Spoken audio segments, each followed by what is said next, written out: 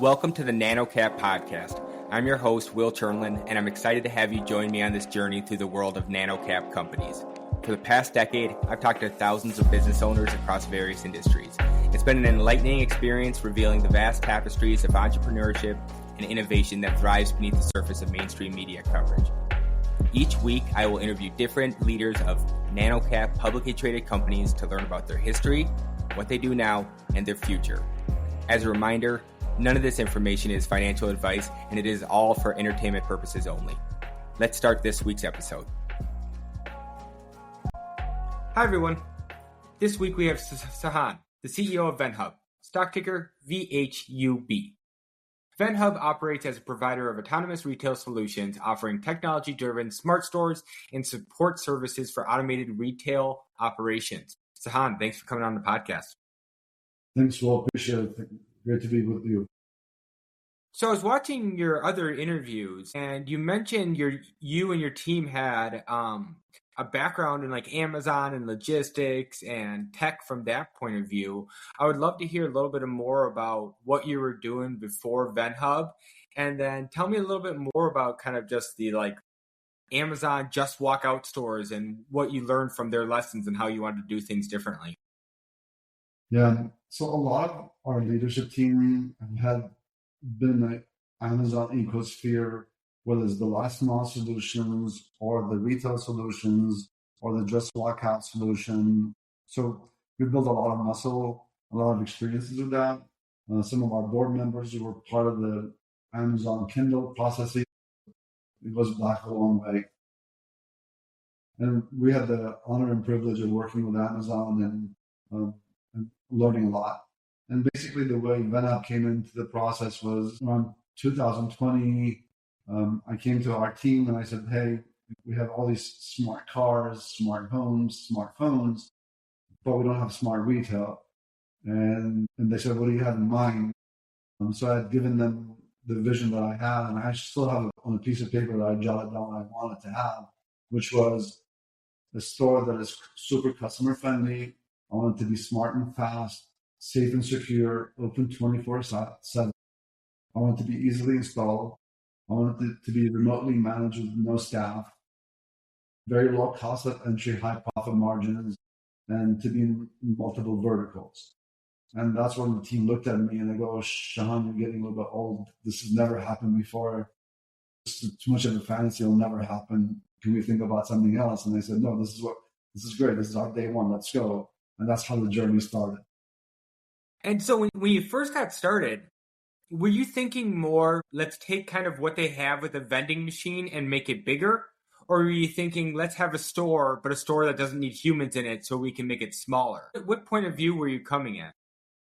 Initially, we recognized the retail industry was having a lot of pain points between the crime, the theft, the shrinkage, the cost of labor, the cost of rent, the interaction with the consumer, the inconsistency of the interaction with the consumer, being able to be open 24 hours a day, 7 days a week. That was the vision that we had from day one.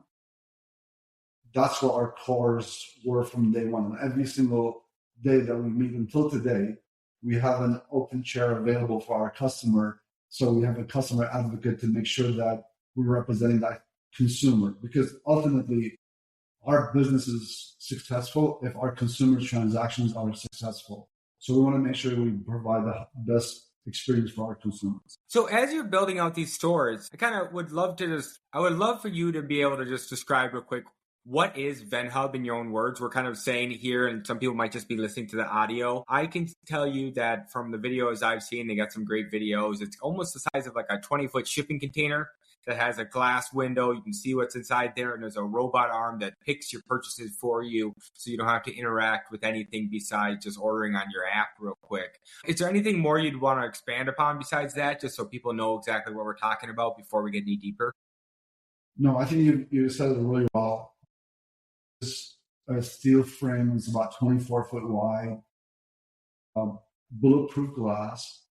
Has been tested, and the framing is steel framing, so it's very hard to get into. And the access doors are magnetic steel doors that are 500 pounds.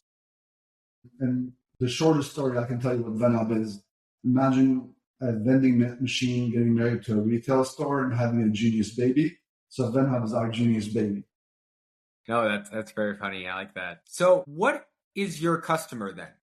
Are you selling to places like real estate development so that they can have a quick store and have something for their patrons and then licensing out, stocking the store? Or kind of like, who is your customer?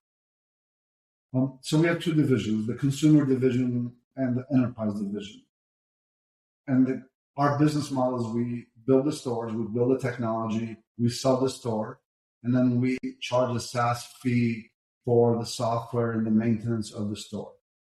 And there's been so many different questions as we're in the public world, and a bunch of bankers have asked us, like, what's your target market?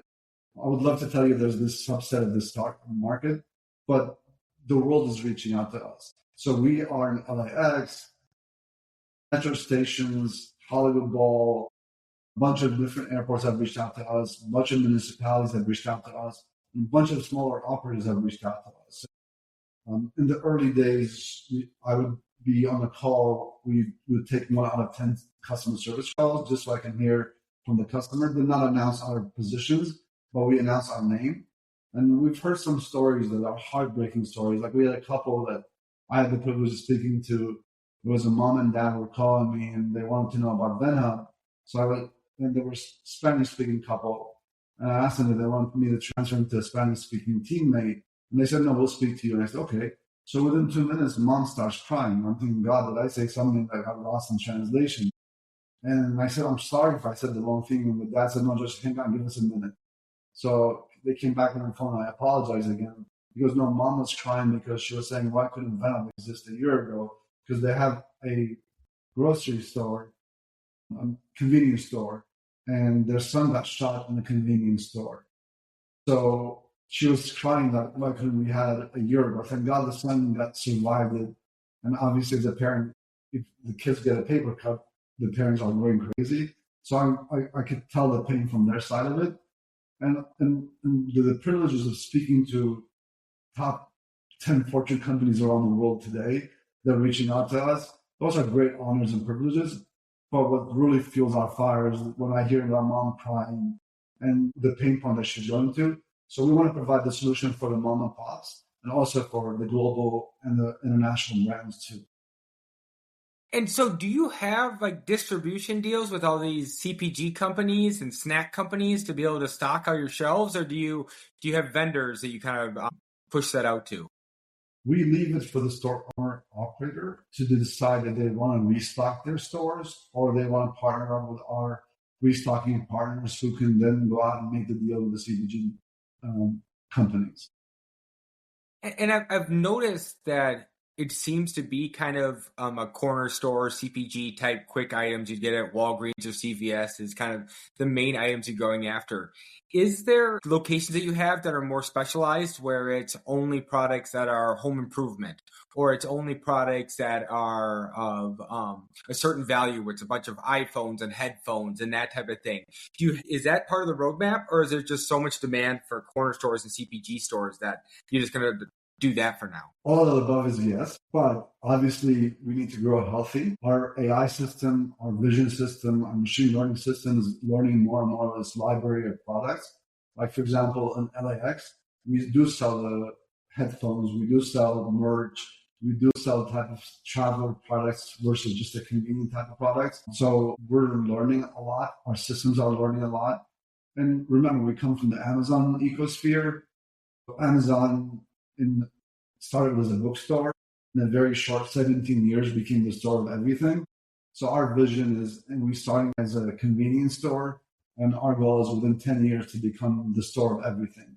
Whether it's like right now we're working with some colleges, whether it's college merch or some venues or sports arenas, they have merch type of products or pharmaceutical distribution type of products, smart lockers. We're working with some developers with smart cities. They're building smart cities or smart buildings, so they'll have smart stores for their facilities.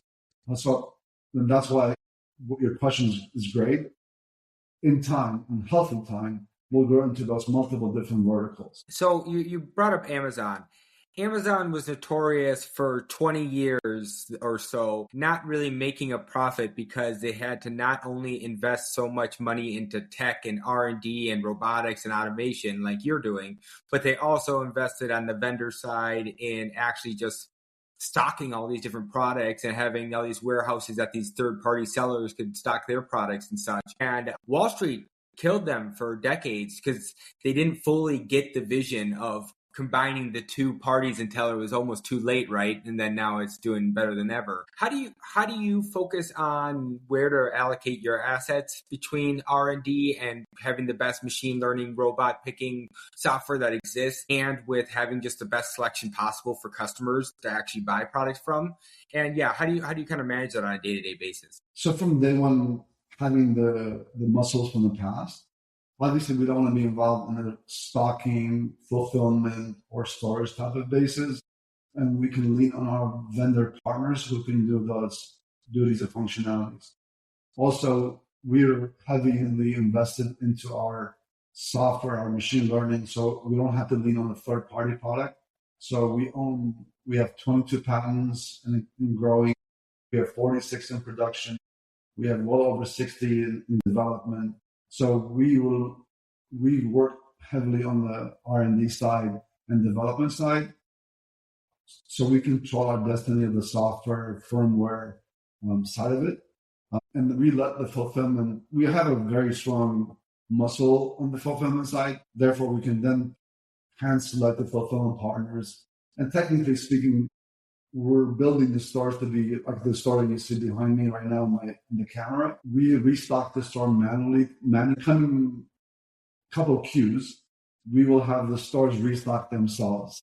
So those robots have names, Barb and Peter. So since Barb and Peter know when you order something, where to pick it up from and where to deliver it to, then we're teaching Barb and Peter how to pick up the stuff from the delivery window. Instead of calling the delivery window, it will be a receiving window, and they can restock the stores themselves. And that will expedite that process and enhance the customer experience. So those are the things that we're focusing on. The demand on the VenHub production side of it is huge around, just not only the US, around the world. The same pain point that retailers are suffering, whether it's in the US. I was in Europe a couple of weeks ago, in South America and Asian countries that are just Asia are having the same issues. So we understand what we're dealing with and the responsibilities that's been given to us, and we're uber careful with it. But also we're really frugal with our money. So we're focusing on the production side of it, and so far it's been received really well.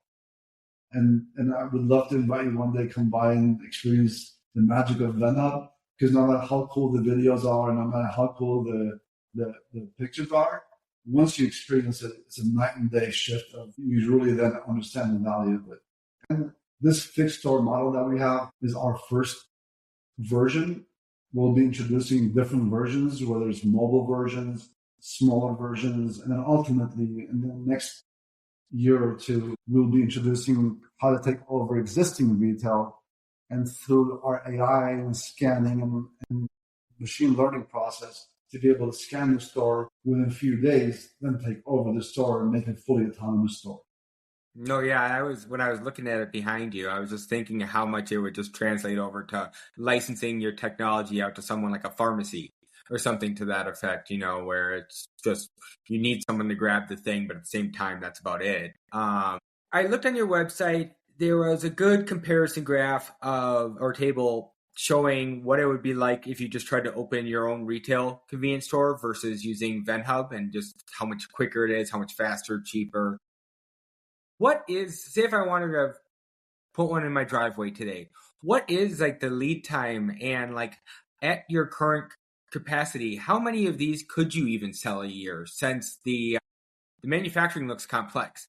And so it's not like you can just make 100,000 of these appear in a month, like it's going to take some ramping up. So like about where are you at with that? Just because it's a feat of engineering and it's on its own. Yeah, great question. Day one, as I convinced the team, this is the mission that we should follow. Second day for us is how do we make it Apple type of finish, but McDonald's repeatability. So you have a McDonald's in Seattle versus a McDonald's in Boston. It's the same McDonald's, right? So that was every mission that every item that we start with, every vertical we start with, that's the mission that we have. So you're right. It is not an overnight event that we can have. But for the first time in history, we can get it installed within 7 days or less. The minute we arrive at your location, then it's never happened before you build a store within 7 days or less. And the reason we're able to do so from day one, our vision was how do we make it installed so fast that we can, and then error free. And the way we came up with that, part of our patents, is a plug and play. So our floor, when the store is delivered and is erected up, which takes a day, then the floor plans are already pre-made in the store. So that everything else is on plug and play. And everything is duplicate. Everything is got redundancy. Peter's acting not normal, and he's got a fault tolerance 2 millimeter. Then we can tell Bart to take over the store. Peter can reboot himself and come back and help Bart. But if Peter has an issue, is not feeling well, and we need to replace Peter, it's just like a Formula One car. They run to the store, pick up the robotic arm, put a new one in there. Within 3 minutes, the store is back to fully functioning with Peter and Bart. So that allows us to be able to mass produce. Our biggest bottleneck was in the past was believe it or not, the steel framing. And now that we've resolved that challenge, where it was taking us about 6 to 8 weeks to build the steel framing, now we can build 20 steel framing in a month. In the next coming quarters, we will probably ramp up that production there. I don't want to say 100 a day, but 100 a month will not be out of the realm of it per fulfillment center. Now, if we invest in the capex of other fulfillment centers, then you can multiply the numbers. And literally everything we're building here, then we can take it and duplicate it in Europe. We can duplicate it in South America. We can duplicate it in different countries. And therefore, the production becomes seamless production no matter what state it is in or country it's in.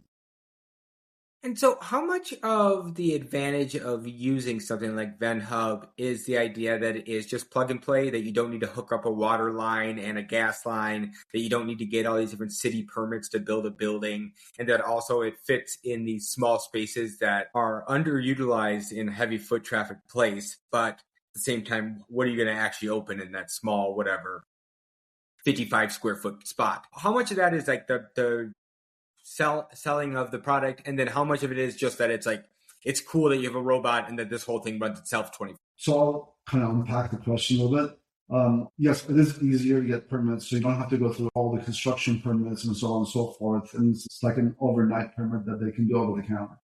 The installation is very easy. The interaction is very easy.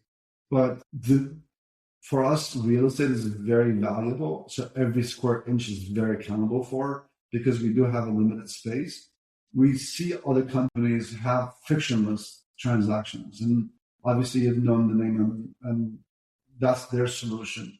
But for us, is a fully autonomous solution versus a frictionless transaction. Because some of these companies that do have a frictionless transaction, if you look at their financials, they have well over 20% of shrinkage, where our shrinkage is zero. Barb and Peter don't take stuff home. They live there. So that allows us to be able to be confident with our shrinkage numbers. And because we don't have any walkways or hallways or doorways or bathrooms or storage rooms, so we can then maximize the utilization of every square inch. And therefore, we can have 500 to 1,000 SKUs per 200 square feet versus I need 2,000 square feet to have 400 SKUs.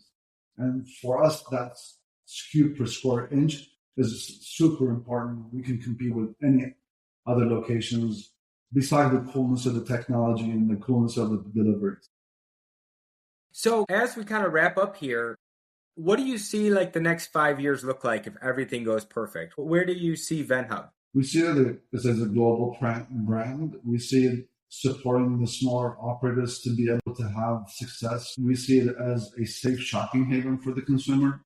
And for the larger brands, we see it where they can go in and open up either permanent locations or temporary locations or pop-up locations that they can go in and do. Like, for example, the World Cup is coming in Los Angeles, and we'll have a pop-up in LAX for the World Cup. We'll have Olympics coming. There's a lot of demand from there. So those are the type of locations that we can then support. Different countries are reaching out to us for their special events. So we see it as an incredible tool to allow the operators to have a safe haven to operate their business, the consumers to have a safe place to shop and consistently shopping 24/7, and to have the larger brands to be able to convert a VenHub to, I don't know, one of the shoemakers might want to make a shoe VenHub store or something, right? It's flexible and it's our Play-Doh. We can adjust to it, but we want to make sure the solution is available and it's adaptable to any vertical, no matter if it's a shoe or a convenience store or, like you said, pharmacies or any type of places to provide the best experience possible for the consumer around the world. Yeah, no, very exciting stuff. It's one of those business ideas that is inevitable. It's just who's going to do it. And it appears VenHub's going to do it. So very cool. Thanks for everything you're working on, Shahan. If my audience wants to learn more about VenHub, wants to learn more about what you're up to, where should I send them? If you go to venhub.com, it's VenHUB.com. I think there's a lot of information on the site. If some of the audience are interested in having a one-on-one conversation, they can reach out to the team. Some of the team members will reach out to them and have a conversation. We'll be having some demo days in our facilities in Las Vegas and Los Angeles and other locations that we're opening up production facilities. So they'll come to a demo day, they can interact with it. Or you can go to LAX or some of the metro stations we're in and then interact with the store and see the coolness of VenHub. Yeah, very cool. Thanks for inventing the future. And for those of you still listening, please remember to subscribe and review. Thanks. Appreciate it. This podcast is for informational purposes only and does not provide financial, legal, or any other advice. The information is not investment advice or any offer to buy or sell any securities or to make any investment. The views expressed by the guests are their own, and any reference to third-party products, services, or information does not constitute an endorsement, therefore, by NanoCap Podcast or its affiliates. The NanoCap Podcast Express disclaims all liability for any individual's use of the information presented in this podcast.